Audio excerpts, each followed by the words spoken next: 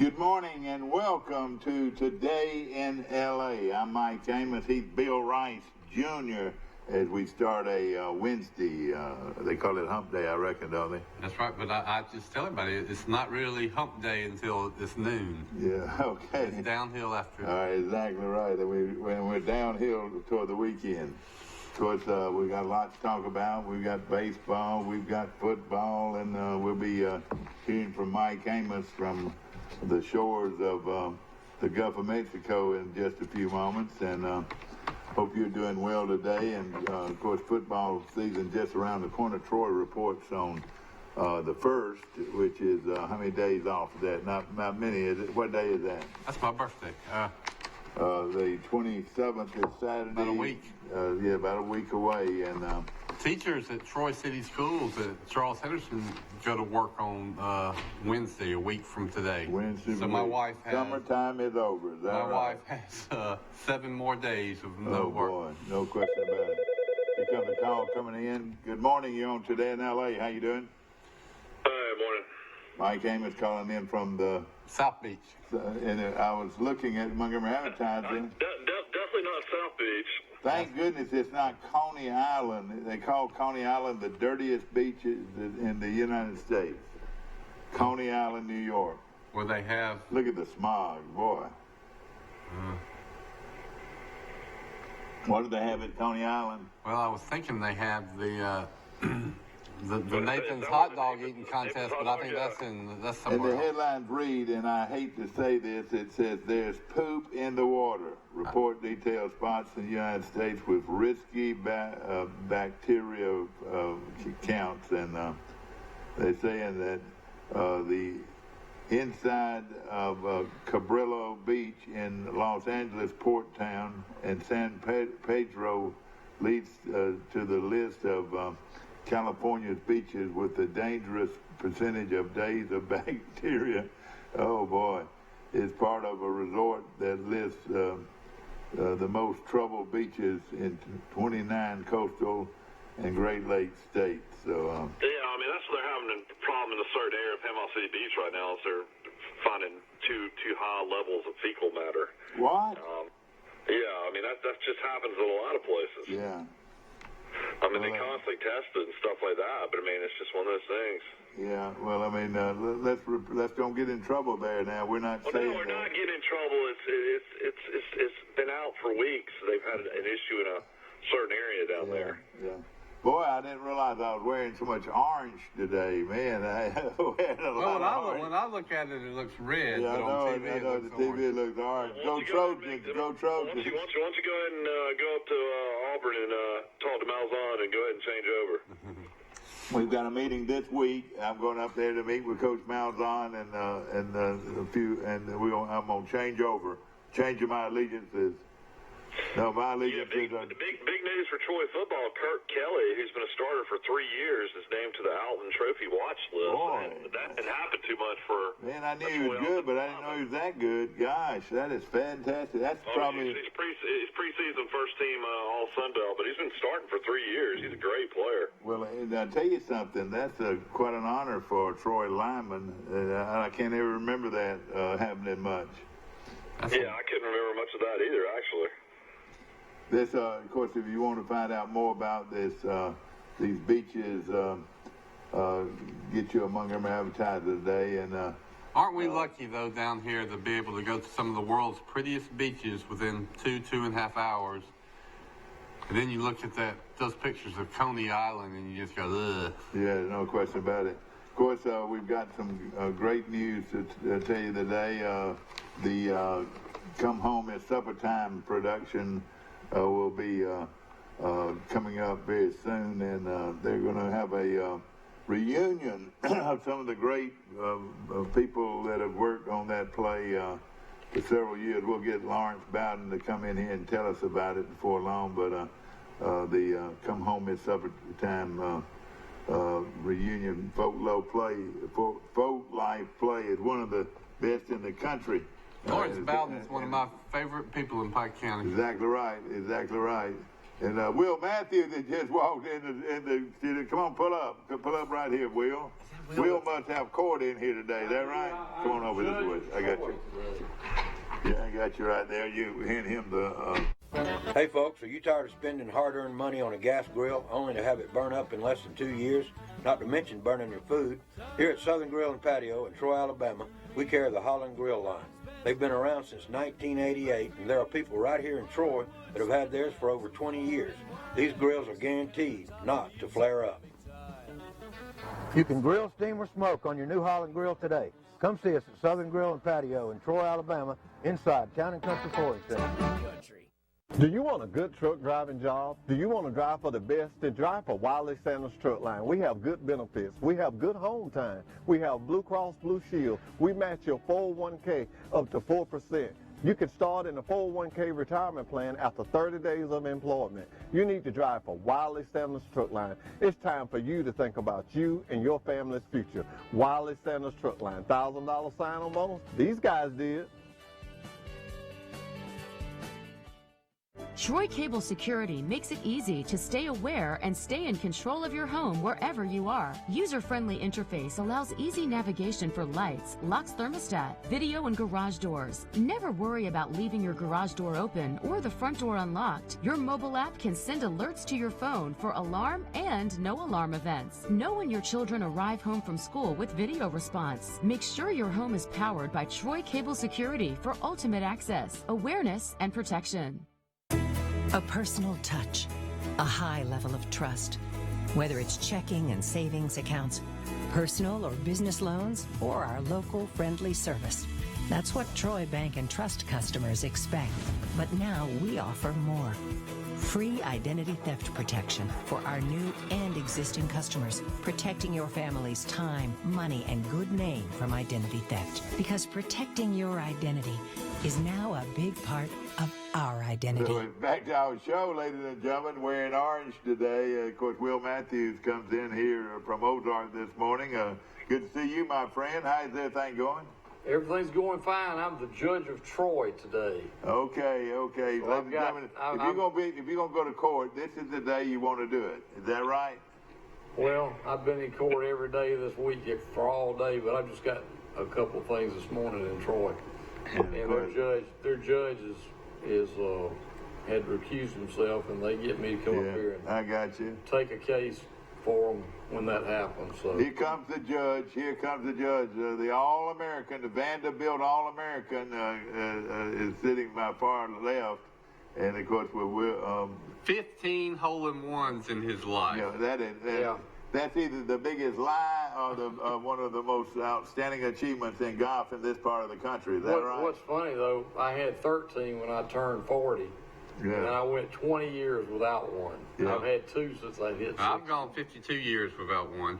Well, they're mostly luck. Well, Will, I was wondering how many of those were witnessed? Was there a witness to it? Oh, every one of them. I can see Will right now coming in from the practice ground. Say, hey, I had a ball roll in just a while ago. I had a ball roll in.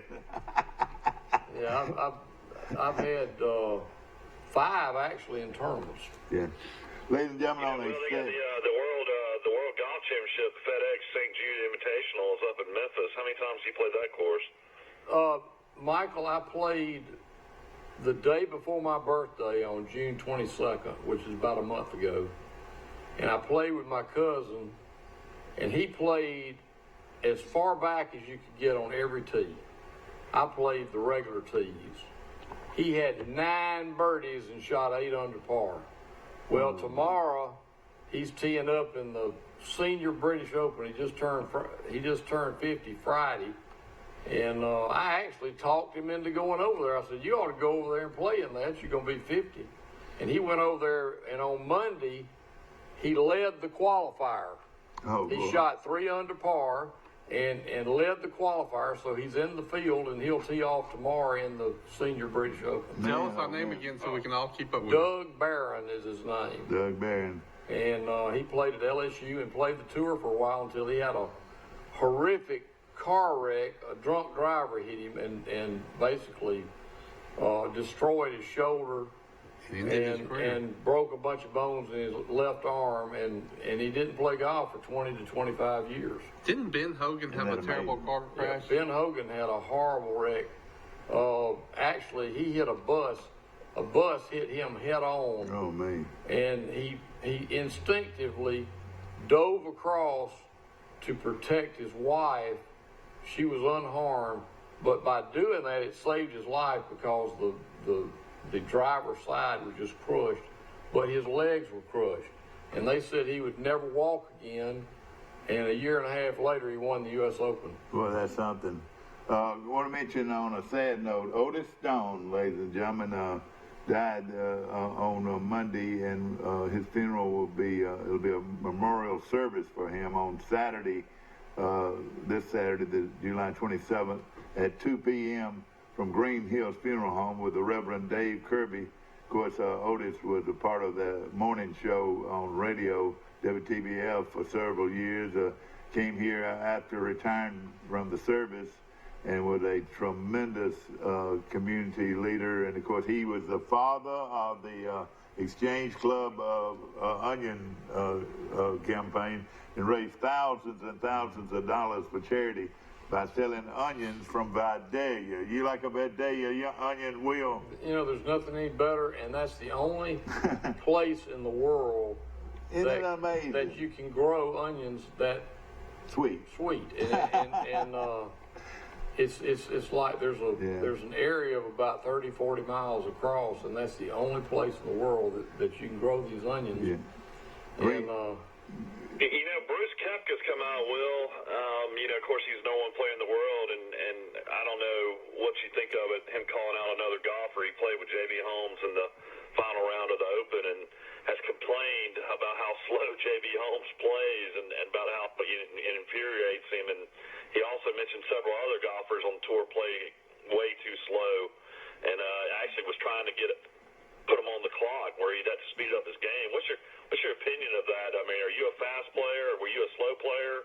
I'm very fast. I don't even take a practice swing. You don't. And J.B. Holmes takes 10 or 15 practice swings every time before he hits the ball. It's bound to make you drive you nuts just watching that. That's right. I want to end this information about Otis Stone. Like I said, the memorial service will be Saturday morning from Green Hills Funeral Home, 2 o'clock. And 2 hours prior to the funeral will be a visitation. So, of course, his wife of 63 years, Louise, and her family, and great man, and of course will be missed by our entire community. He was a great one, no question about it. Will Matthews has joined us. Bill Rice Jr. has joined us, and we're talking ball this morning, and there's a title game set for Post 70. The rain-shortened American Legion State Tournament will finally have its conclusion when Post 70 takes on Shelby County Post 555 on Thursday at Patterson Field in Montgomery. That's tomorrow. And Post 70 had just defeated Millbrook 10-0 in the semifinals on Sunday night, where they were informed that they would have to wait until later to finish up the tournament. The announcement finally came one day later after a little break. Post 70 will try to win its second consecutive state championship on Thursday at Patterson Field. So let's see, it doesn't really give a time. At least I don't see a time. But that's good news, and hopefully our team can come through with it. Of course, excitement continues to grow for our 8 and under team. They won their state championship on July the 9th, and now they're coming up on a World Series, which will take place in Rushton, Louisiana, home of what school? La Tech, Louisiana Tech. They will travel to Rushton later this week and will begin play on Saturday morning. So congratulations. And that's where to Matt that Terry group. is now. That's right, Matt Terry, the performer. That's another great Dan Smith photo in the messenger. No, it is exactly. He could He win an loves award. to get out there and shoot. He's the recreation director, and he's also one of the best sports photographers in America, I'm sure. He really is. That is. And a so he great gets picture. out and he takes pictures Yeah. to But- promote but- his program, and then he gives them to the newspaper to run. right. too. Will's mom and daddy probably did that when he was growing up, but that would be a picture that you'd want to enlarge. How he's focusing. That's right. You want to enlarge and keep. And again, our rec director is also a great cameraman. Let's see, Trojans continuing. All right, we've got. Well, there's a chance here that this 8 and under team, and then our girls team is also still in it, playing for the World Series. Our Dixie Bells. So we'll be watching them closely. Will Matthews has joined us. He's in court this morning. Have you got many cases, Will? I don't know what they've got for me, but I'm supposed to be there at 8:30. So evidently the judge must have played golf with somebody. You ready? I don't, sometimes, and this happens to me a lot. I've been a judge for 34 years. You get a case where you know the people are, and it just doesn't look right if you're the judge. So you recuse yourself and they bring somebody in, and they do that. I come up here probably 2 or 3 times a year. Well, you look good, man. 5 years ago, you didn't look like this, did you? I don't know. Of course, Will Matthews from Ozark, Alabama, attorney at law, and of course, that your firm is one of the oldest, I reckon, in this part of the country, isn't it? And my dad started in 1956. So it's been 63 years. And your little brother is an attorney too. He is. He's an attorney with Burr Foreman. Slide him in just a little bit more. He looks like it. Slide him toward the back. There you go. And he's been an attorney in Montgomery. Is that right? He's in Montgomery. He's 10 years younger than I am. No, is he? Yeah. Does he play golf? He plays, but he's not very good. Wait a minute. Now, what do you consider not very good? He played basketball. I remember that. He's never beaten me in golf. Oh, yeah. Playing with me, never. Well, you're pretty good, though. He had a chance to beat me one time and choked the last couple of years. He's a fine man. But let me tell you this, there's several guys over in Greenville that can beat him, I guarantee Oh, you. there's lots of them beat me now. I'm terrible now. Well, you can't be terrible, man. Tyler McCreary just got back from the British Open. British Open and had a great time. That's really an unreal deal that he's doing. He works for these different tournaments. I don't know. He'll follow certain players, and a lot of times he'll check to see what club somebody's using. He's been to several. There's a lawyer in Dothan that does that every year. He works the Masters and PGA for CBS. They're probably friends, and it might have been how. They pay some of his expenses? Well, no, I don't know if they do. I don't know if they do or not. They don't pay. It's something though. People enjoy Love doing. golf, dude. Yeah. No question about it. Of course, his son is one of the top young golfers in this part of the country now, and Colin really has done a great job working with him, and he has. He played college golf with Ben Bates. That's right. That played on the tour for a while. That's right. No question. Remember the Troy University Sports Hall of Fame of Ben Bates. I think Ben's over 50 now. I think he's playing on the senior tour. Exactly. Will Matthews, of course. He played in the U.S. Open the other day, senior U.S. Open. Yeah. Did he make some money? Hey, they got a poll out. ESPN's come out with the top position as far as quarterback, running back, wide receiver, tight end, offensive line, defensive back, defensive line, linebackers since the BCS era in college football. Who would y'all think is the number one quarterback school since the BCS? Oh, probably the Manning camp, wouldn't you say? You mean the school? What college is the biggest quarterback school? Oh, I'd say Oklahoma without a doubt. Mm-hmm. No, a lot of people say Purdue. USC.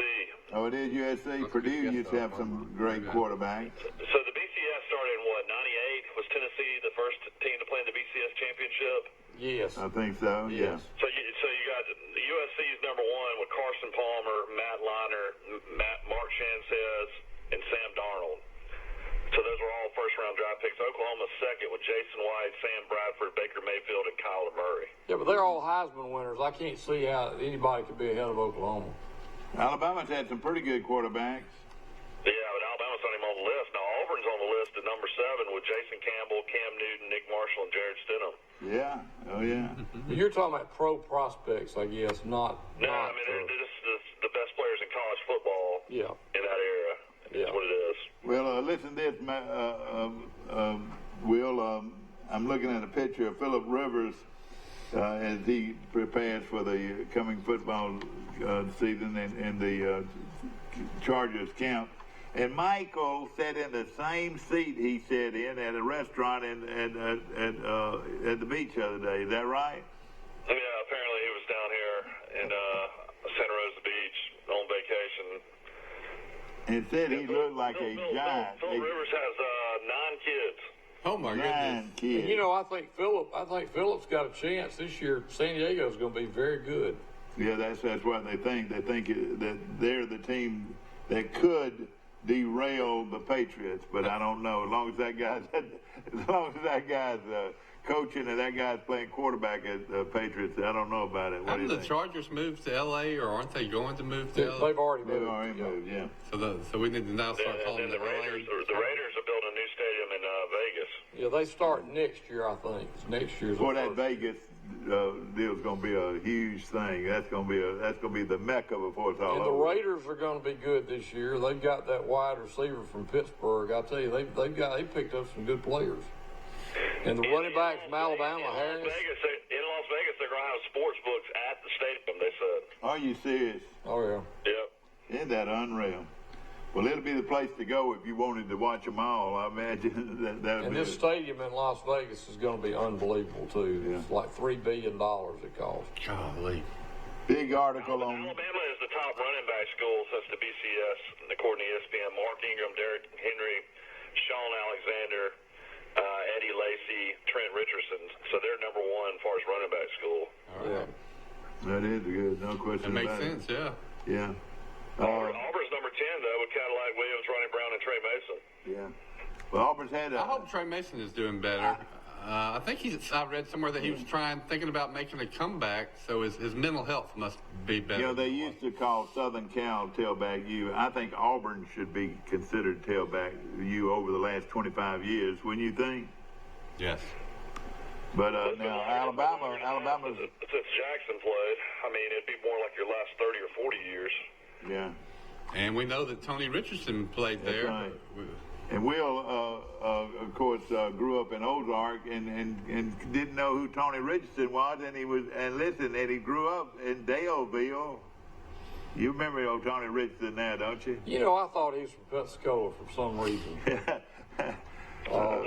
played 17 years in the NFL. Yeah. Can you believe that? One of the longest running back. tenues ever. Made All-Pro 3 times. Was an undrafted free agent. All right, what was the Richard? There was another Richardson in Alabama, wasn't there? Yep. Yeah, Trent Richardson. Trent Richardson. And then there was another one that played wide receiver.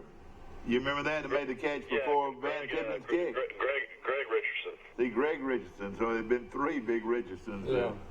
Dad still thinks Greg Richardson didn't get out of bounds and the game should have been over. He's Yeah, we just talked right. about that. He might be right. And I guarantee you, if you watch it, he did not get out of bounds. And today, they would have got him on the replay. It And was close. What I remember about that game, I was in the end zone right where Van Tiffen kicked the ball, and with your brother Warren, and I just remember I saw the Auburn guy, I think it was Kevin Porter, jump off sides.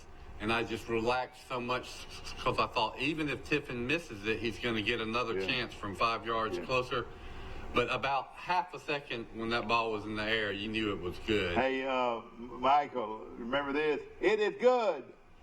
And then you would say, it is good. It is good. It is good. It is good. It is good. That was That was Doug Layton. Doug Layton. And the young. Let me give you a slice of the color in the stadium.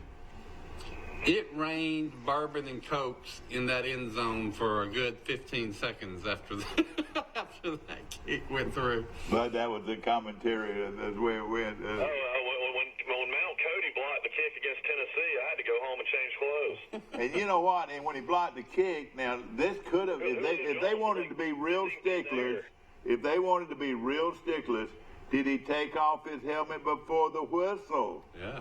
Before the whistle, Will, your attorney the game at was law. over. The game was over. But well, all right. So the whistle had been blown. But if the whistle had not been blown and he takes off his helmet, what do you got, Mike? Did Allen have to hit a knee after that, or was that the last? That was the last play of the game. I know it, but you still have a whistle, I would think. No, once the field goal was good, that's it. The game's over. Oh, it is. Oh, yeah. But of course, and that year, I think we won the national championship that year. That's all the undefeated national championship team. Yeah. Michael, I'll tell you something interesting about that. My daughter was in the band at Alabama, and she was a senior. And I told her, I said, honey, I'm going to go to every single Alabama game this year. Ended up in California, 14-0. They didn't lose a game. Oh, man. It cost me a fortune to do that. Well, have you noticed that these Alabama's attendance at these neutral site games is finally starting to wane, and bowl games? Because after 13 years of making all these trips to bowl games, SEC championship games, neutral site games, you think that it's starting to get into the pocket of these fans. I mean, you can only afford to go to these games so many times. There's only so many people that can afford to go to all of them. I can't see the Duke-Alabama game drawing more than 50,000 people. Well, the big thing they got going for them is the first game of the year. That's the thing they got going for them. Yeah, but those tickets are priced way up too. Yeah. Yeah, but I saw them the other day. Will, they're at $26, like up in the upper decks right now. It's a cheap ticket. Yeah. I would like to go because you would think, knock on wood, you wouldn't have to sweat out the game. And those are the type of Alabama games I want to go to where I don't have to. You don't have to sweat that when Alabama will be a 25-point favorite. Yeah. Okay. I think they're already at 30. Yeah. Hey, let's get off of sports just a second. Will, since you're on here, of course, your son, I got a call last night from Trump. Wanting me to give him some money last night. Give it to him. Hey, he wanted me to give him some money. He said a little bit. Give him what some. if I send him back a nickel? They said send whatever you can. Send him back a nickel. He'll take whatever you're going to give him. Will, people hear this word every time. Impeach. Is there any chance in the world that could happen? 100% chance. It is? Yeah, they'll impeach him because the Democrats control the House, and that's who does the impeachment. But the problem is, you can impeach any president. It's just like a charge.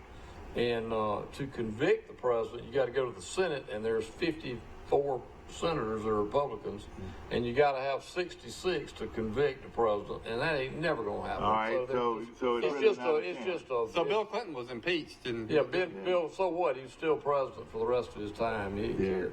Oh, all right, but so you're saying that he really can't be impeached? Is that right? He can be impeached, but he can't be removed from office. And they'll impeach him because that's what they're going to do. Well, that's fine. Let them do it. It's not going to help. Well, what will it do? It won't do anything. It's just, they just... be something to distract the American people away. But let me tell you something. The people that work for a living, police officers, military, people that love this country, they're going to vote for Trump, and he's going to win. It doesn't matter. All these... And then this is the deal. You got New York and California have probably 25-30% of the votes in the country, but that's just two states. He can't win those two states anyway, so he could care less. He's going to win. Last time he won 33 or 4 states. He won most every state except those two. So how old is Trump? 72?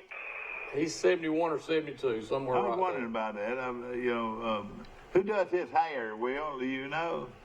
I don't, but they've got probably a full-time job to keep it straight. Oh, Trump owns a lot of courses over in Europe now, a bunch of golf courses. I know he owns one in Ireland and a couple other ones over there. Well, he owns Turnberry. This is not in good taste. But I saw something on Facebook last night about Biden kissing his granddaughter. Did y'all see that? Well, he's done all kind of crazy stuff. Man, oh He's man. a weird one. You know, do you kiss your granddaughter in the mouth? No. Yeah, that was shown on He kisses everybody and hugs everybody. He kissed his own granddaughter in the mouth. Yeah. Biden will not be the Democratic nominee. You can write it down. He's a really He strange will not one. be the Democratic nominee, and Who do you think will be? I will tell you this, and you're gonna hear it right here this morning. There's 24 Democrats running.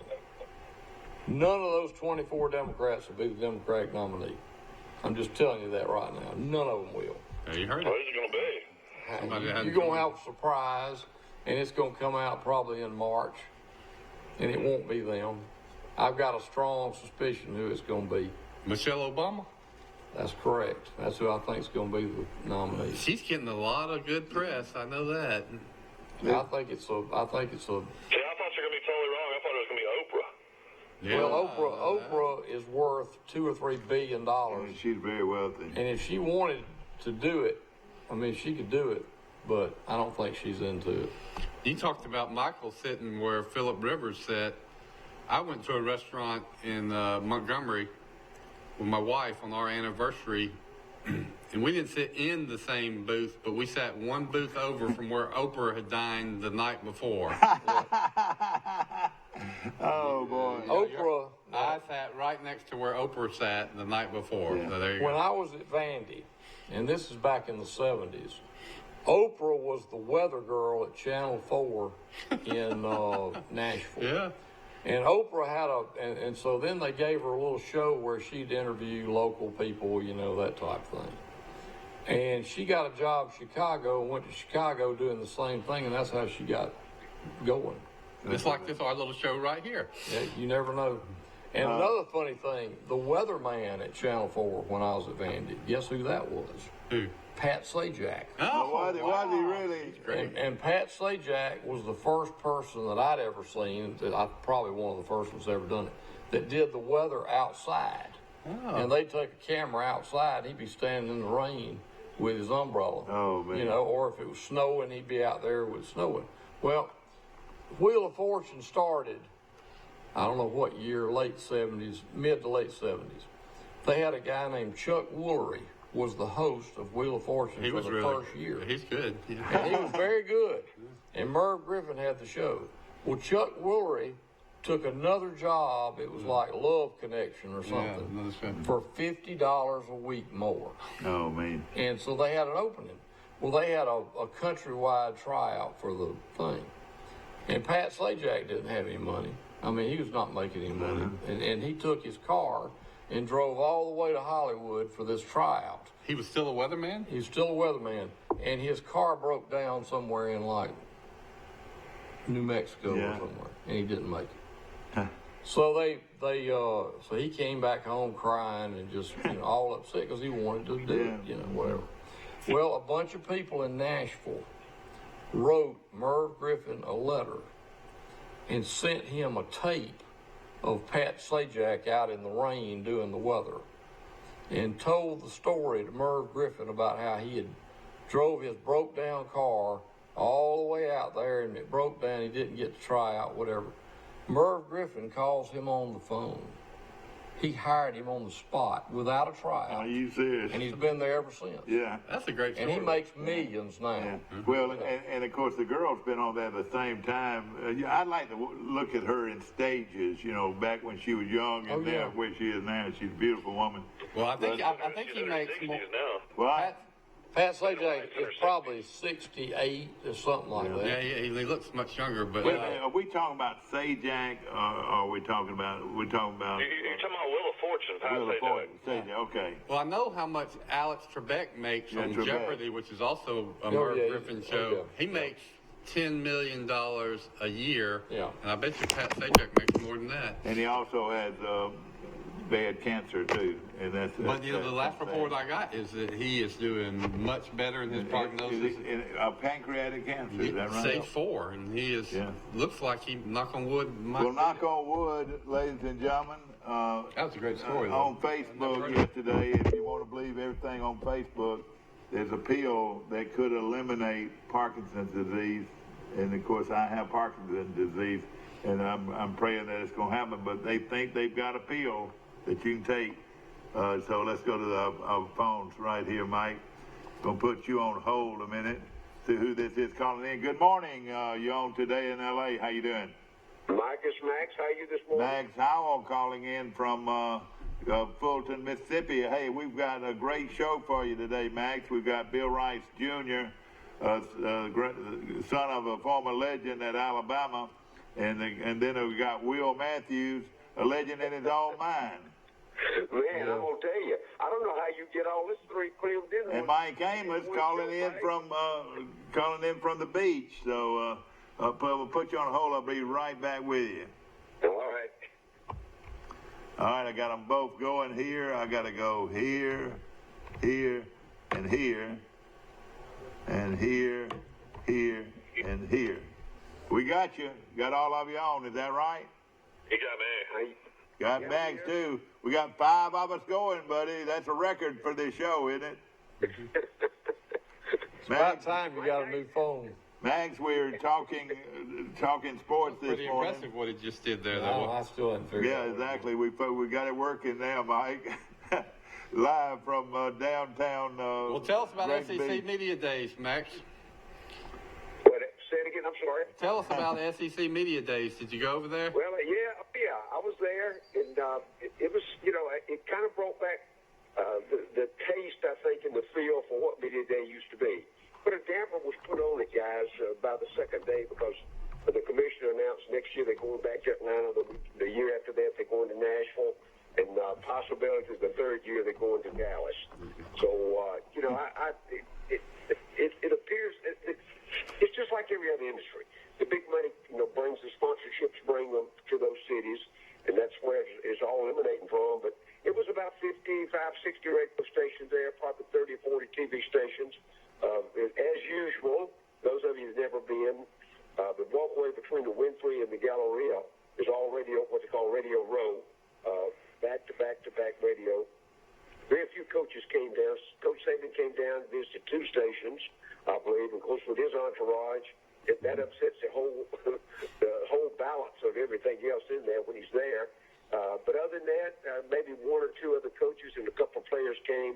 It's all about the media and the administrative guests you can have on at Media Row anymore. Coaches just almost refuse to come down there because they do get a great deal of exposure off the internet and plus the TV stations around the Southeast. I've been watching some of the Big Ten Media Days and the Big 12 Media Days and the coverage on Fox and then the Big Ten Network, and it's just no comparison to the SEC Network's coverage of it. I mean, it's just... Guys, they had to cut It's like Disney World compared to some little local amusement park. Yeah, they cut the press credentials off at 1,000 this year. It's the second largest sporting media event other than the Super Bowl in the country. Isn't that amazing?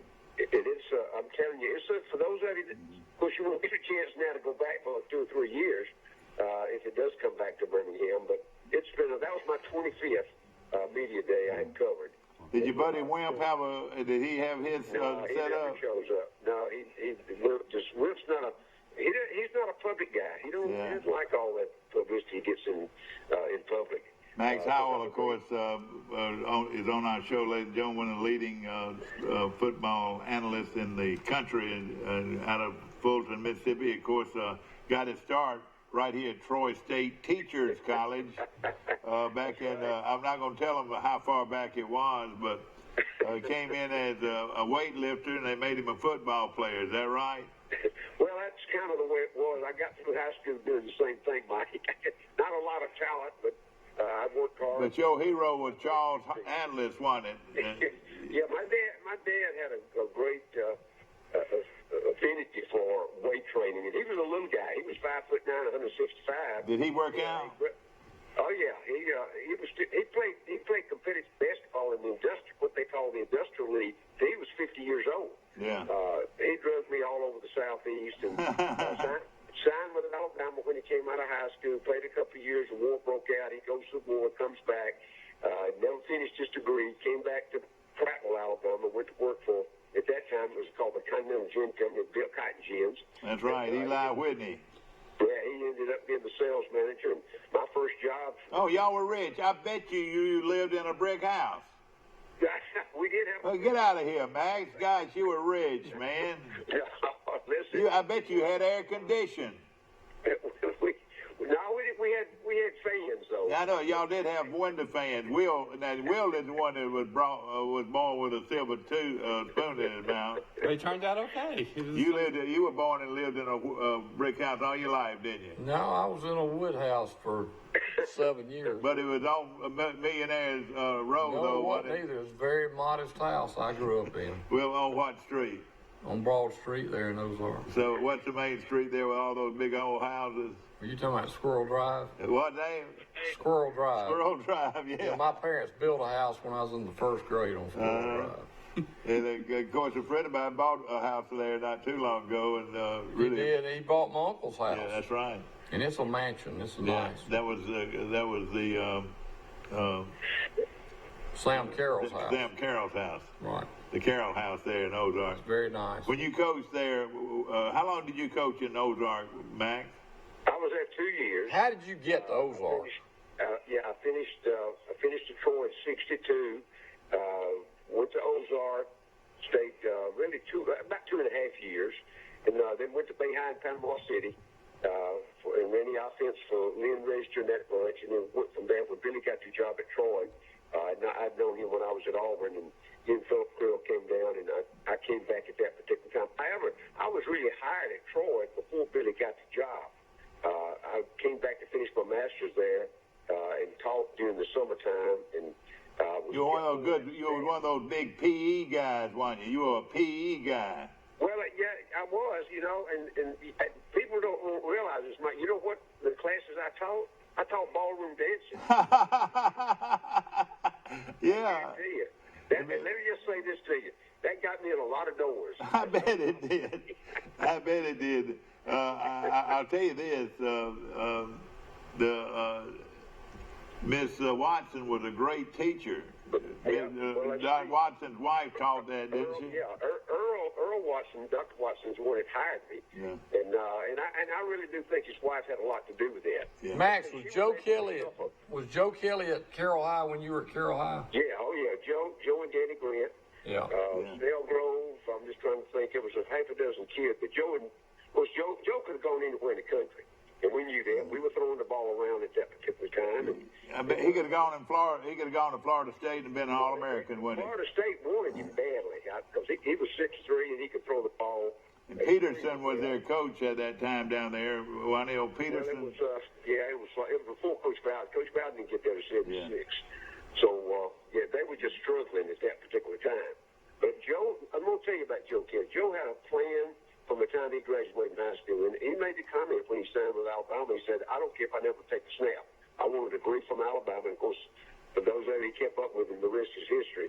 He ended up being the president of one of American General National Life Insurance Company somewhere out in Nashville. Hey, Max, I'm going to tell you a story you're not going to believe. Joe Kelly has a cousin named Alan Kelly.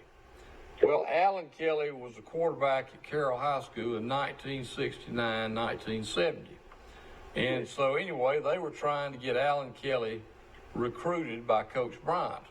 And Coach Bryant saw the films on Alan Kelly, and he looked at the film on Alan Kelly, and he said, "I don't want him. I want that guy catching the ball from him." And it was Wilbur Jackson. And that was the first black to ever go to Alabama and play football.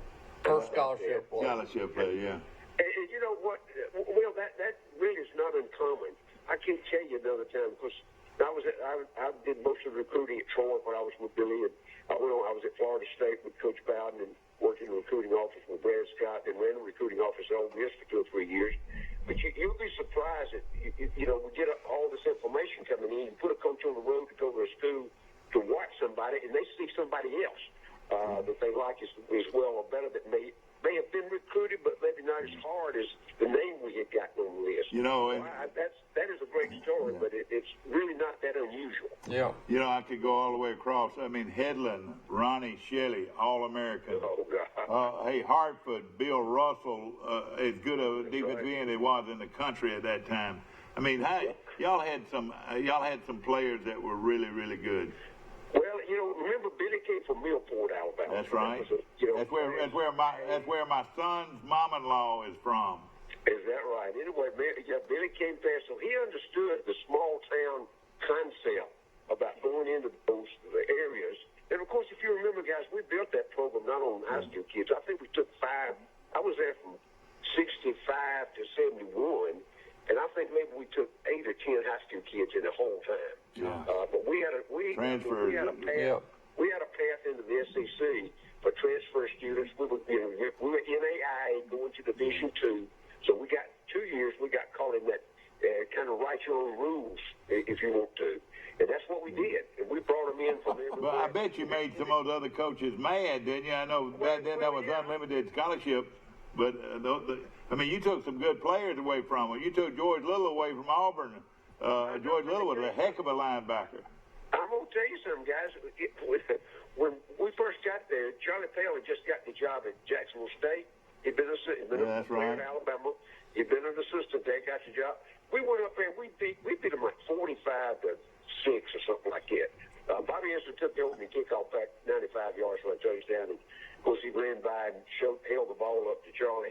and another guy that made a big play in that game was Darwin Fowler, intercepted a pass and went 80 yards. You remember that? Exactly. Absolutely. But long story short, guys, we put them on a bus and go back to Troy that night. We'd get there. Charlie Pell sitting on the steps at our office, wanting to know how in the heck we got those kind of players to come to that level of school. And Billy said, we walked off the bus, and we kind of looked at each other and said, that was Charlie. And we thought, because we beat him so bad, that he was really going to be. He was there to get information. Not too long after that, Jacksonville beat Troy 55-10, and we threw 5 interceptions. That was the repay, Mike. Yeah, you remember that? But, all we told him was that, hey, we've heard me say this 100 times, we had some good athletes, but the system was so far ahead of what everybody else was doing. I mean, we was running 4 wides. We were moving the tight end off the line back to an H-back. I can just go down the list and tell you, we were checking at the line of scrimmage. We dared somebody to play man coverage on us. Everybody wanted to play 3 deep zone.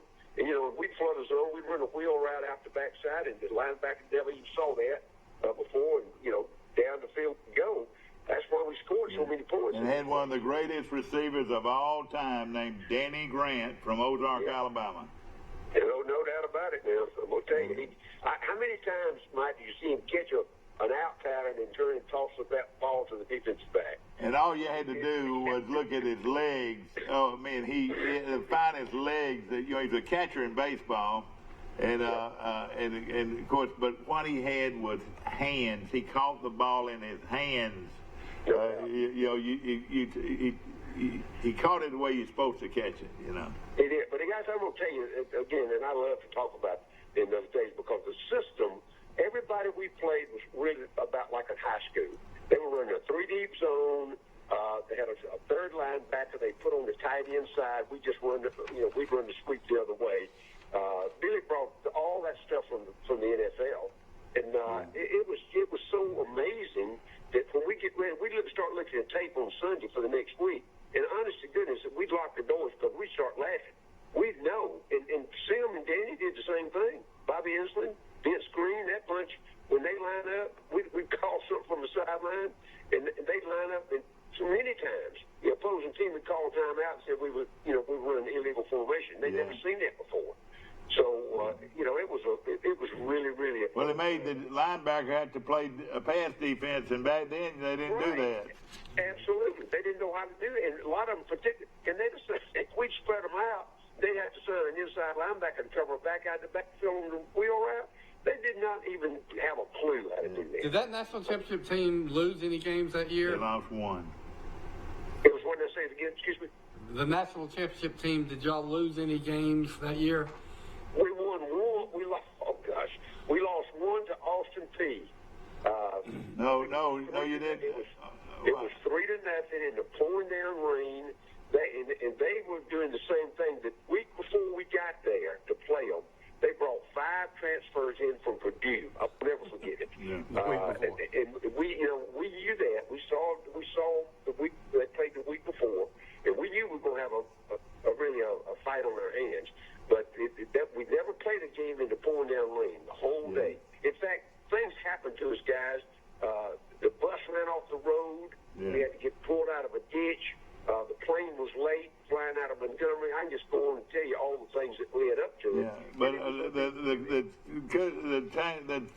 beat you was UT Martin, Coach. Oh, Martin, that's right. UT Martin, and y'all had to drive up there. When Austin beat. And let me tell you another thing they did. They had a guy named Hanahan, this mean, big old defensive lineman. They jumped off sides on purpose to start the game. Every one of them just went and hit one of those Troy guys. And I think Stemberg threw 5 interceptions that day, and that's true. It wasn't a good day. But it was just a bad day. But now we rebounded after that, guys. We beat some people 60-70 today. The next game was played in Troy. They beat this team out of was it Concord? Concord beat them 77-0. Good God, that's awful. And they had running back. I mean, they had linemen carrying the football in there, right? We put Sim at guard. We put Glenn Thompson, our big old defensive. I mean, you were trying not to score, you know. You're right, absolutely. The only thing Billy wouldn't do is punt on first down. Yeah. I called that I called every snap for Sim for 3 years. He played there. And Billy was not one to run the score. Now I got to tell you guys, if that stuff stayed out between me and Sim, but I knew Sim was headed to some record. I really wanted to see him get every chance to get it. He called time out and called me over and says, "Tell Sim, do not throw the football." And I'd go out there and tell Sim, I said, "Sim, I'm calling the run. You get to the line. If it's open, you check it, which you want to." I'll tell you something else that they did. They drew, you had 9,000-10,000 people at every ball game. Y'all really drew a good crowd. You know, that was a big crowd for NAIA. Yeah, for that day and time it was. We got a lot of publicity. Jimmy White wrote for us out of the Birmingham News and did a remarkable job. Jimmy Bryan, I'm sorry. Yeah. Jimmy Bryan wrote for us for years and followed us everywhere we go. He got some extra publicity from that. The national championship game had over 15,000 people in Montgomery on a cold December day. But that was a huge crowd for that NAIA. It broke a record. That was a historic day for maybe all the great athletic success that Troy has had might not have happened if you hadn't have had those Atkins team success. Yeah, people still look at that like they look at Bear Bryant's first national championship team that your dad played on. And I appreciate everything that Troy's done since then. But Billy Atkins changed the focus, and Ralph Adams gave him the opportunity to put football and Troy on the map. No question about it. It was just part. Look, I went there from Auburn to learn how to coach. And that's what they taught. One of the best PE schools in the country. If you want to be a coach, it was a place to go. And that turned out great coaches all through the years. But guys, they didn't teach us a thing about winning football games. Yeah. I'm just telling you. But now that was when it changed when Billy got there. Of course, he'd been an All-American at Auburn, played in the NFL. He's already taken the job as a coach, a scout in the NFL as well. Came back to Jordan High School for 1 year, then. Some of the Auburn people got a hold of Dr. Adams and got him introduced him to Billy, and they hired him. And the rest is history after that. That's right. And then everybody, Billy got so powerful.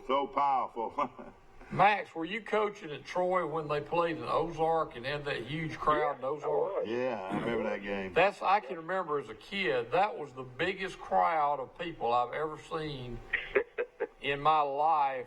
There had to be 25,000, 30,000 people there. No, it wasn't that many. They were everywhere. There was a lot of people. Oh, they were camped out up and down the slopes of the end zones.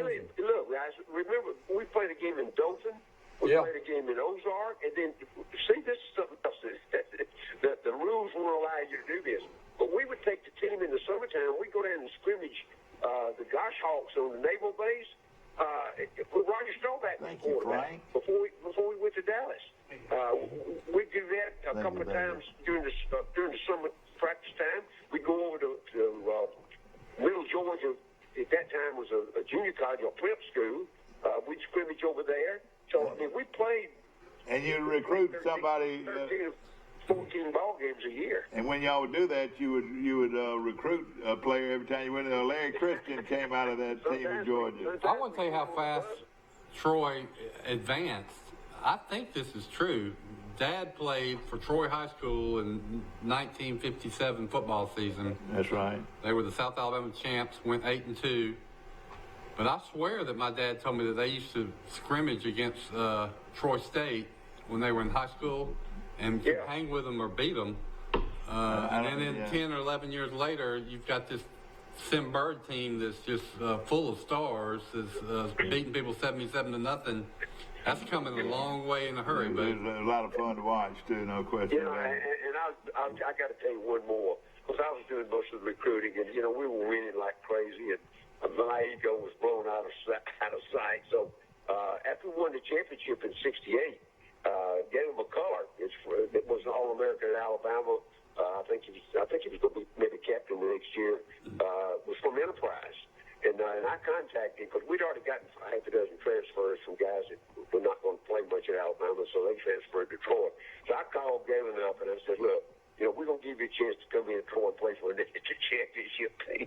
And until this day, guys, we still laugh about that. He's been really a good friend through the years, but that was our stepping stone in basically bringing that kind of player from a lot. We had him from Georgia, we had him from Memphis. I can just go down the list. Those two that came from Alabama were out of Geneva High School. That's right. KJ, no, wait a minute. Gosh, I can't even remember them now. But see, here's another thing. Here's the thing that a lot of people didn't realize, that in those days the SEC did not take married players. So Dr. Adams and Billy got together. They had married dorms where the married couple could come in. They guaranteed the wife a job and scholarship to the young man and the student athlete. And that's what we did with them. That's why we got so many really, really good players. Well, you think about all the players that were at the SEC schools, Alabama and Auburn, 100 players maybe. Yeah, only 40 or at the most were going to play. So you got all these players that are really good that aren't even playing. Right.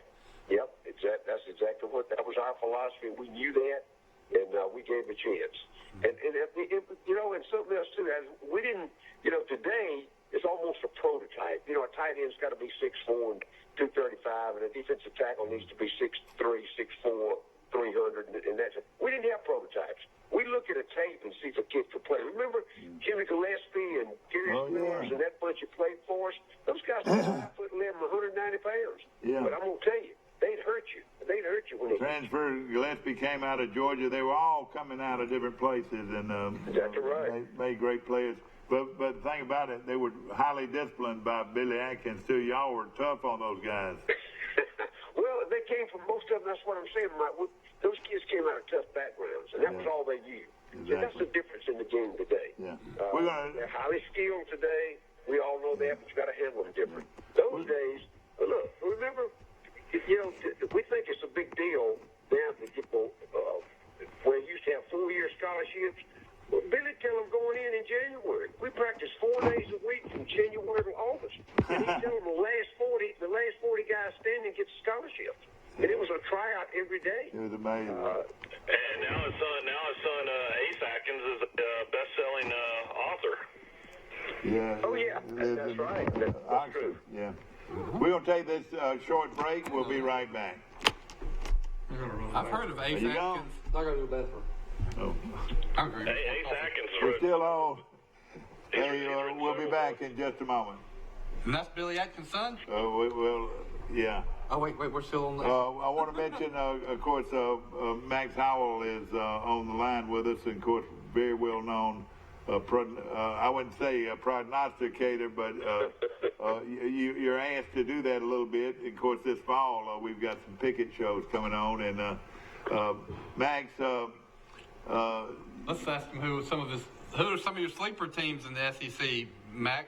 Any teams that are under the radar right now that you think we need to watch? I think there's some questions out there, and I hate to say this, but Auburn's going to be one of them. Not so much the lack of talent, but they're going to start a freshman quarterback, probably going to be Gatewood.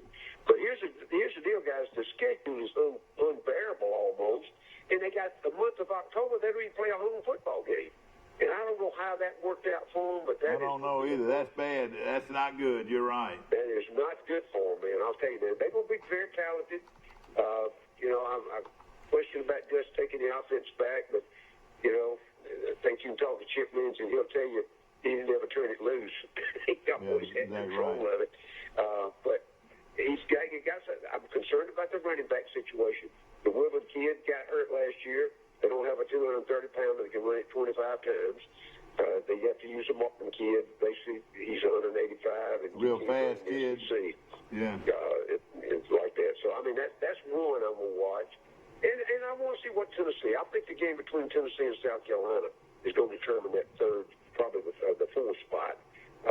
I think Georgia, Florida, and Missouri probably will be the top three in the East. Yeah, but now you like. I'm sorry, Mike. No. Of course, you also like Florida. Florida's. I like Florida a lot because Dan Mullen, what he did at Mississippi State, guys. I've been on the sideline and been right there in the meetings with him and everything else. And he is really. I don't like his personality very much, and it's kind of abrasive a lot of times. But guys, you can't question his play calling. And another thing too, nothing against Mississippi State. Mullen's a young guy too. Mullen's only in his 40s. Yeah. Right. And I'll tell you something about it. Florida's a much bigger program than Mississippi State. They'll have all the things he needs to win. The state of Florida guys will have 225, 250 D1 athletes every year. Yeah. Mississippi don't have 25, and half of those won't be academic eligible. Yeah. So I mean, he's done a really. He did 9 years there. I think he was 8 years in a bowl game. The last season before last, he was 5 weeks in a row at number one in the country, and that's at Mississippi State. Now, just think about that. He's got all the tools he wants. When Scott Strickland got the athletic director's job at Florida, who had been at Mississippi State, he doubled his salary. He went from like 3.2 to 6.5 or something like that, and he went on basically. Even though he's from New Hampshire, he spent the time down there with Urban Meyer, and they've won 2 championships. This Miami game's going to be big for them. If they can get off to a good start, they could be trouble. Well, see, that's all by design, Mike. I mean, he wanted that game. He got it negotiated out, got it first. Got NCAA let him move back a week and open up on the 24th. And he's playing against a guy that worked for him for 2 years in Manny Diaz. Yeah. So he'll know everything they do on defense. And I say, I'll let Florida probably win that by 2 or 3 touchdowns. Well, another thing, too, Johnny Williams' game to open up the season, Samford University of Birmingham against Youngstown State. That game's going to be on ESPN first, 11 o'clock or something like that. And then the Miami Florida game comes on second. So, so it's not going to really have an effect on Johnny's game to start the season. I've read most of the football magazines, and they're all good. Athlon's, I think, they listed the top 10 coaching positions or programs in the country. Georgia's number 1, Alabama's number 2, and then Florida is number 3. And when they listed Florida number 3, they said a strong case could be made that Florida is the best coaching job in America, and for the reason you just said, Max, for those 250 Division I recruits, and you're the state university. Yeah, it is. And I can appreciate what Kirby's done at Georgia. But guys, I'm gonna tell you, you put Dan Mullen against Kirby Smart, ain't no comparison. X's and O's, Mullen's gonna beat him, isn't he? Yeah, every time. I'll just say this: if Florida had the talent that Georgia's got, they'd give Alabama a run for that money. Think about this: we might have hit it on the nail. Florida might beat Alabama. What now, Mike?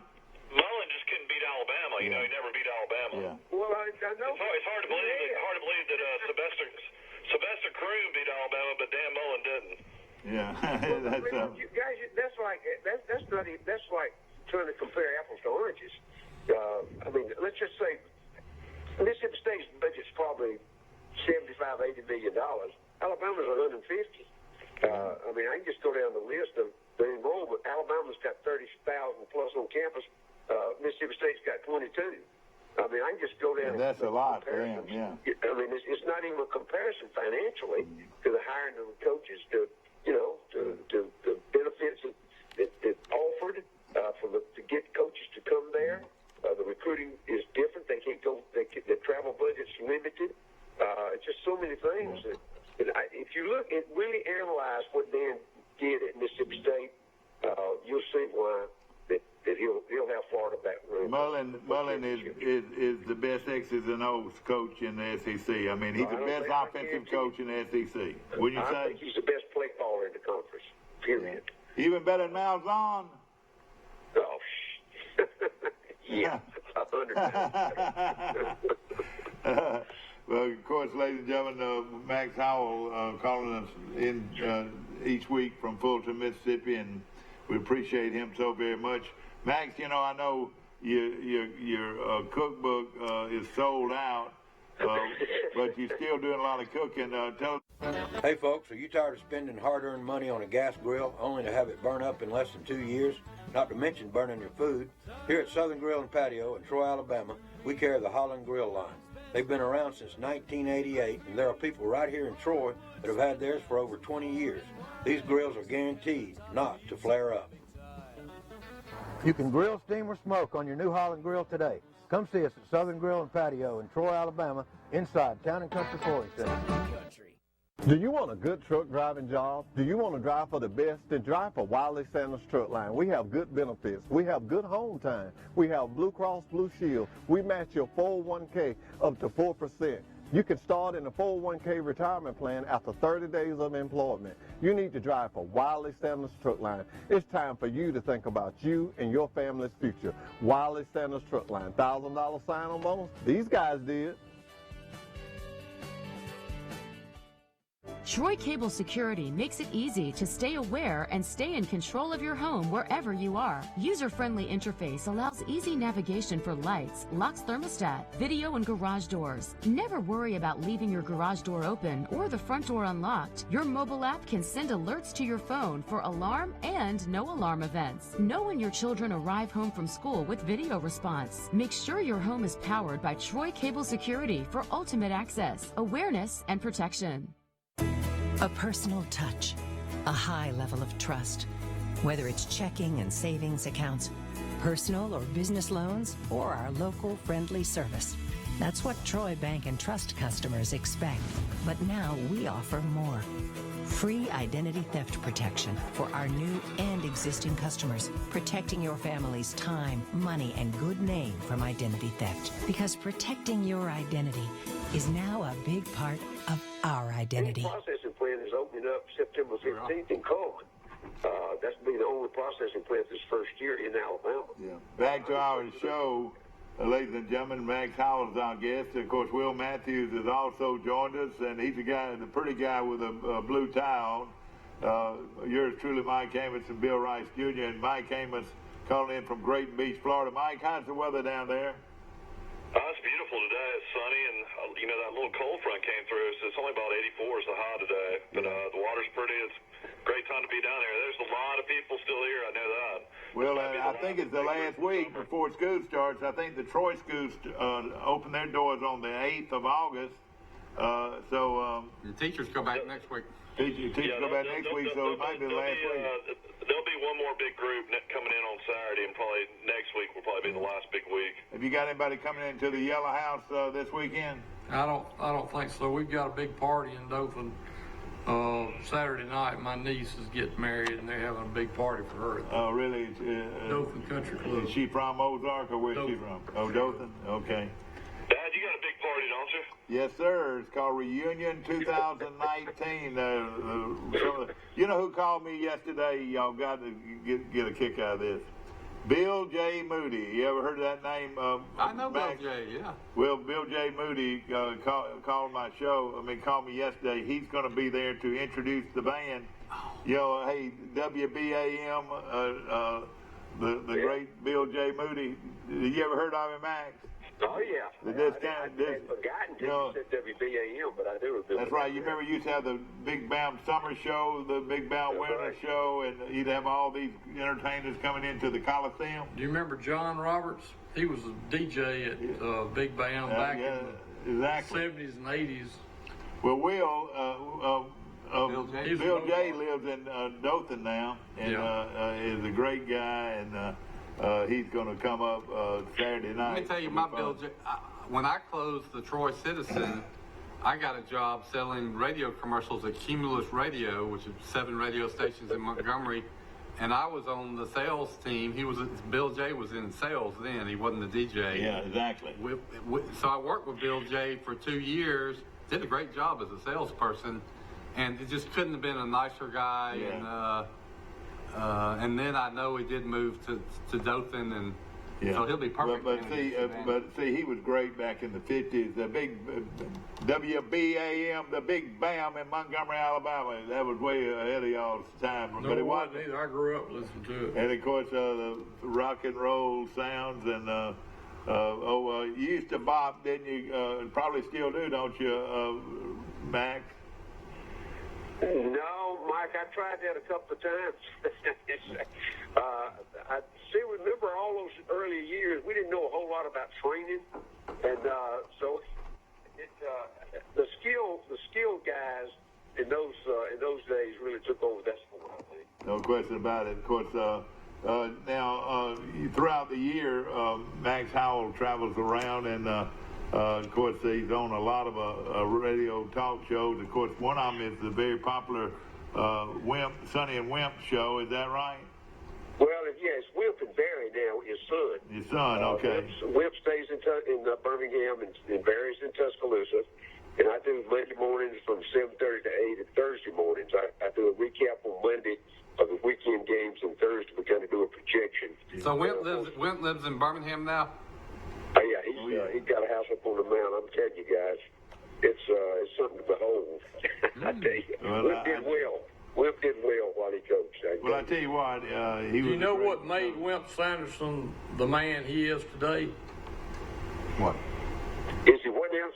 You know how I'm gonna tell you how Wimp hit it big. Okay. Kentucky had a guy coaching for them named Eddie Sutton. And Eddie Sutton was a crook and a half. I mean, he was awful. Yeah. Well, he sent a package to Arizona to recruit a player with $30,000 cash in it. And the guy's name was Chris Mills. He was the #1 recruit in the United States. Well, somebody at UPS opened the box, and there's the money. Well, Kentucky immediately fired Eddie Sutton, and they were hunting a coach. And so the first person they called is Wimp Sanderson.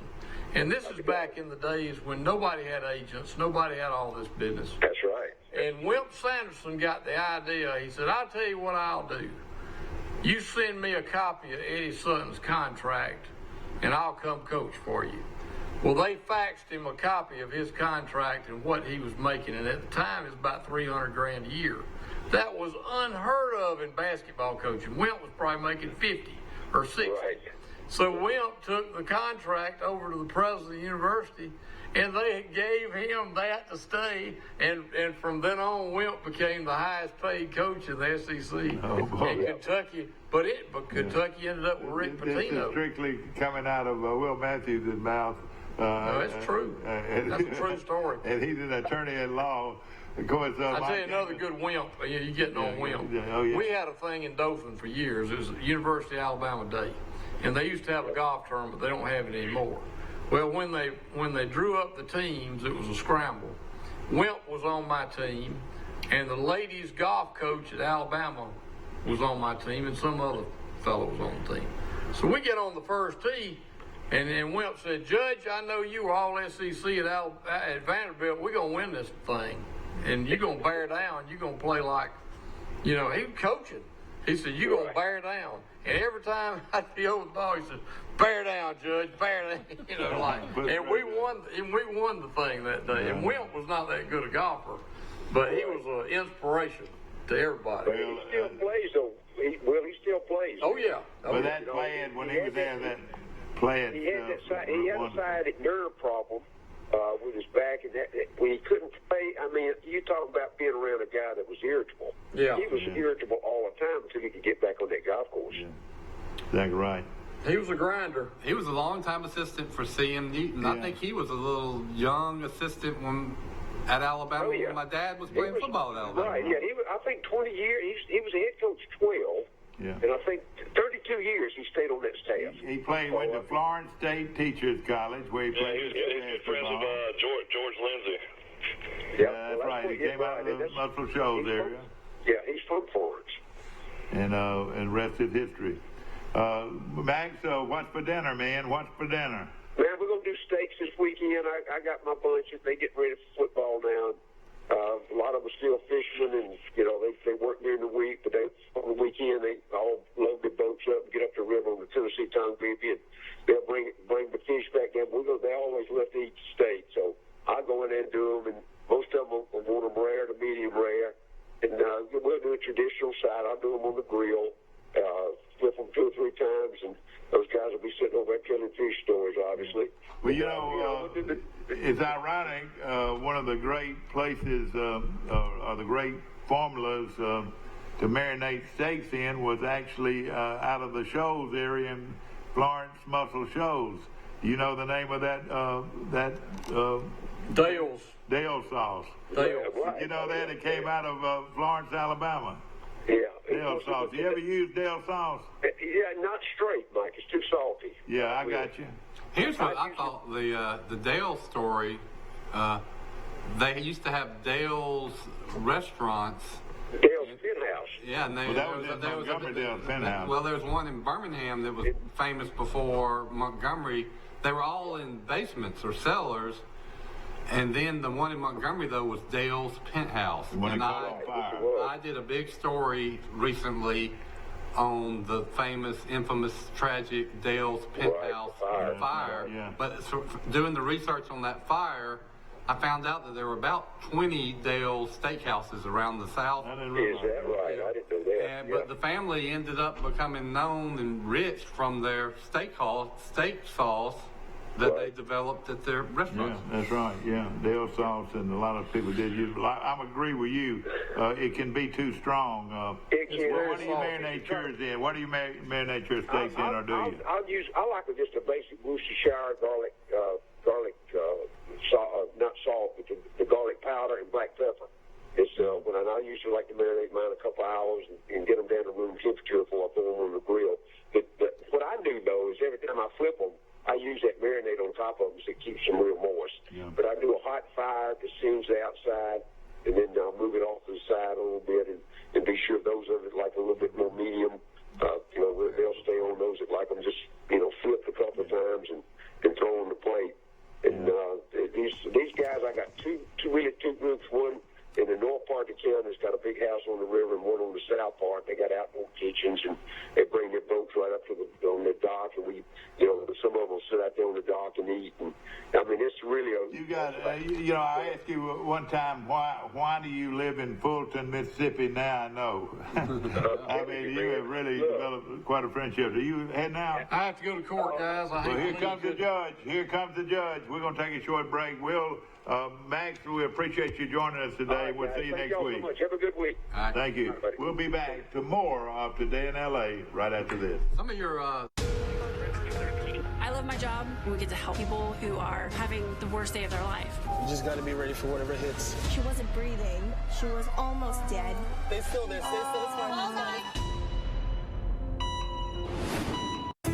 A personal touch, a high level of trust. Whether it's checking and savings accounts, personal or business loans, or our local friendly service. That's what Troy Bank and Trust customers expect. But now we offer more. Free identity theft protection for our new and existing customers, protecting your family's time, money, and good name from identity theft. Because protecting your identity is now a big part of our identity. Have you seen an increase in your insurance premiums or significant change in your insurance coverage? Let Sandbeck Insurance offer you a better plan to suit your business or personal needs. Sandbeck Insurance offers many lines of insurance, whether it's home, farm, or auto insurance, work comp, business, or health and life policies. Sandbeck is here for you. Call or visit our Troy, Enterprise, or Andalusia office today. Sandbeck Insurance, where we take pride in taking care of your insurance needs. Tori Dunn from Dixie Trails. You get your truck washed here? I sure do. Millie Johnson. I know you're not bringing them cow trucks, okay? I do, and they're like new when I leave. Loretta, what are you doing? Getting my car detailed. At Trojan Detail, we do it all. I don't know. That's what I was saying. Back to our show, ladies and gentlemen. I hope you've enjoyed the conversation back and forth. Will Matthews, appreciate him coming on. Of course, Max Howell comes on every Wednesday at this time, and we appreciate him. Mike Amos is still on hold. He's coming straight to us from Great Beach. Bill Rice Jr., becoming a household name. Is that right, Rice? Yep, you're making me famous. Thank you. Rice is that my little granddaughter? Hi there. Is that Mary Prater, Mike? No, that's the little one. That's Millie. Millie, how you doing?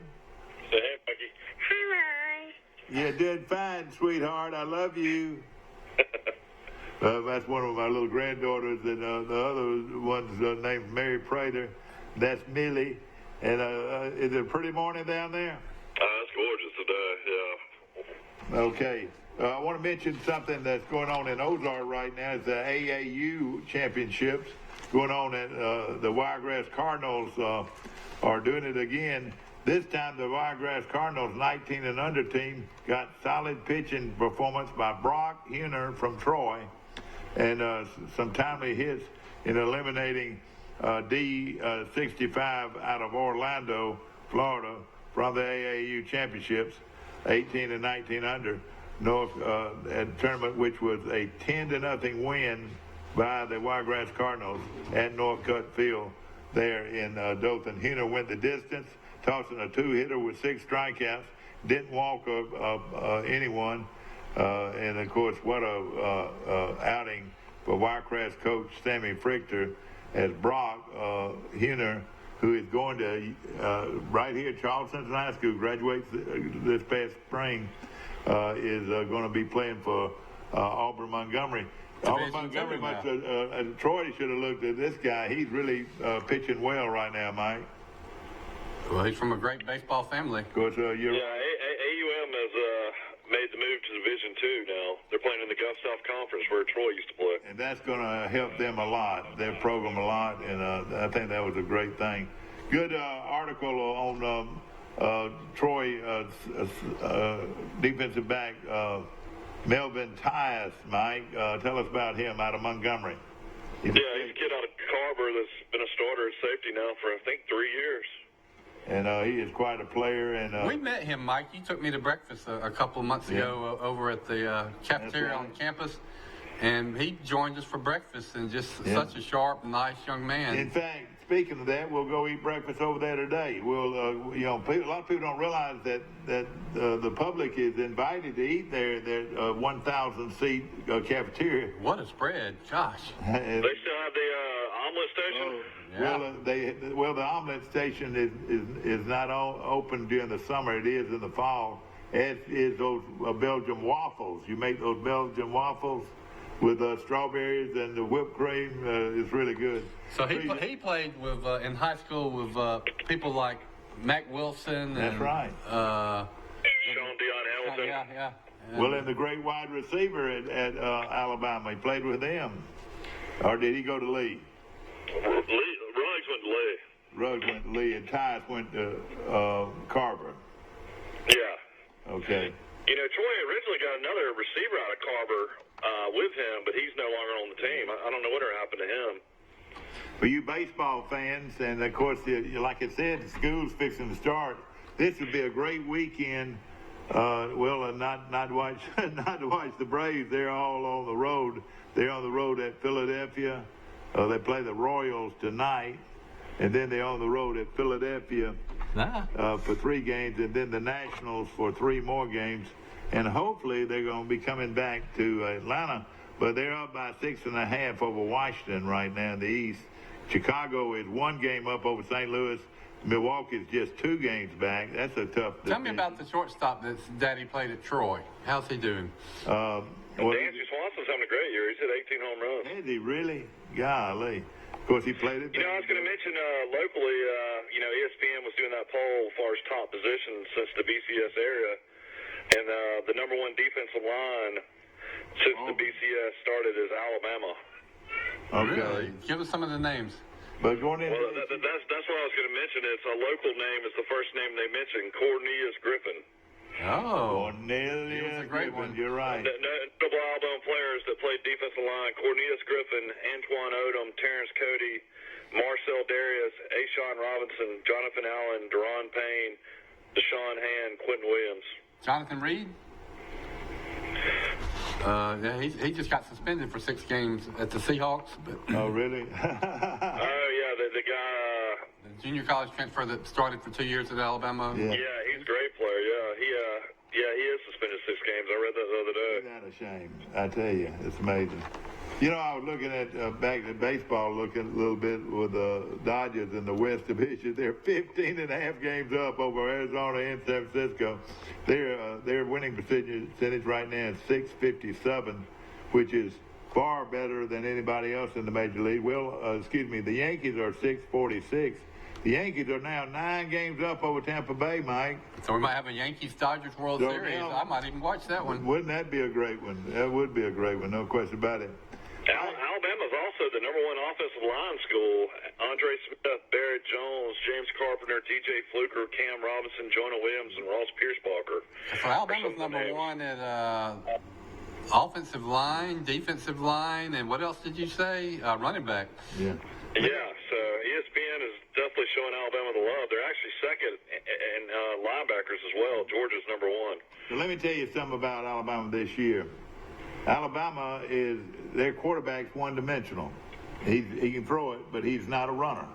No, he can run. He just doesn't need to run. Well, I know it, but he's not a guy that's going to run the ball 10, 15 times. Well, you don't want to get him hurt just because he's I know injury prone. But so what I'm saying, that means the running back is either going to keep the ball most of the time on running situations instead of the quarterback. Now, at Auburn, it's a different story. This guy at Auburn's got to be able to run, too. That's right. Or he can't play. That's right. So the guy at Alabama, all he has to do is throw the football and doesn't have to run. Is that Unless right? he really has to. Yeah, right. But Yeah. play breaks down. What is your feeling about it? I think Mike? Tua could be a great runner if they, let him run. You remember when he first made his splash in the national championship game against Georgia? What won that game was they were getting ready to sack him, and somehow he got away from that sack and made a key first down to keep a drive alive. But and then last year with a gimpy leg and ankle, he had that long run against LSU for a touchdown. Yeah. Everybody, of course, I was over at Lawrence Hardware, and I was looking at some things they have that a lot of people don't have. This is, I could reach out and grab this out of the pond. You reckon I'll pick up a golf ball with this? But of course, this is a unique thing that you can pick up trash, and they were playing with it up in the box the other day. But and it is a unique situation. What I'm saying, you're not going to find this at Walmart. No. You're not going to find this. But if you've been through Lawrence Hardware in a while. But I am, now that you're talking about him. What about an old sling blade? Can I find a sling blade there? Exactly. Now I've got and you'll find somebody that will help you that will know what they're talking about too. Exactly. And I tell you one is, of course, you don't want to have kids around this one, but how many times you go out down the street or in your yard and you pick up trash? Well, this is a little dagger. You take off the point and you hold it like this. Got a holder right here, and you bang, bang. Then you put it in your sack and bang. So this is also at Lawrence Hardware. Just a few little items that.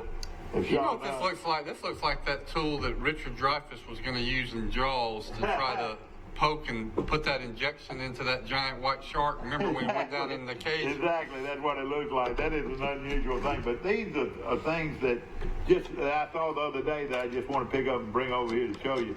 Of course, this is a great one. Just walking down the street and picking up trash. This is a great way to do it right here. You don't have to touch it. And of course, you can find this and thousands. I'm telling you, I mean that. Thousands of other items. Have you bought a bush axe from them yet? I know that's your favorite thing. Bush axe is my favorite thing during Christmas. I cut down a lot. We have Christmas. What is a bush axe? It's just it looks like a blade, a big blade, and you got to keep it sharpened. Like a swing blade? That's right. It's like a hatchet, really, more than anything.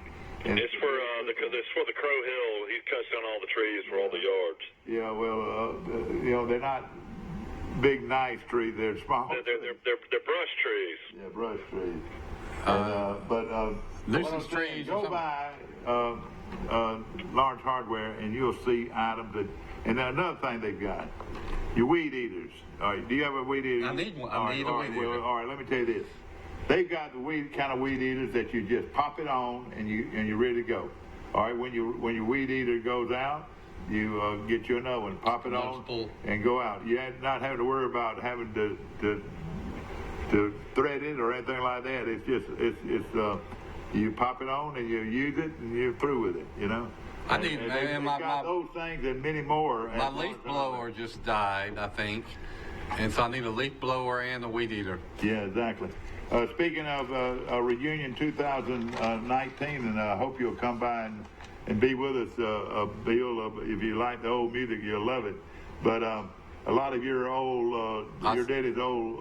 I saw your song list the other day. You showed it to me. Some of the songs y'all are gonna be playing, and I loved every one of them. Yeah, boy, you're right. And of course, it's gonna be at the Troy Country Club, 6 o'clock start on Saturday night, and should be a lot of fun. But y'all are doing it too. Y'all have stuff going 2 nights, right? That's right. We're going to have music on Friday. You're going to fill up the hotels. Yeah, that's right. Friday, and then of course, hey, like that new logo with Bill Jackson Ford. Mm-hmm. It's a pretty new logo, and of course, Grocery Advantage.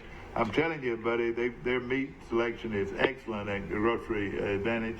And I'm always finding all kinds of bargains to choose from there. Well, I look at all our advertisers, and just the Earl's Auto Glass, what's good folks. And then, of course, ladies and gentlemen, I don't want to miss out on this today. Piggly Wiggly on North 39th Street and in the located on the bypass is a great place to shop for groceries also. And their meat selection is excellent. And we appreciate them very much. Hope you've enjoyed our show. You'll be with us bright and early in the morning for Today in L.A. You can watch us again today at 1:30 right here on this dial, Channel 2. Have a good day, and we'll see you tomorrow.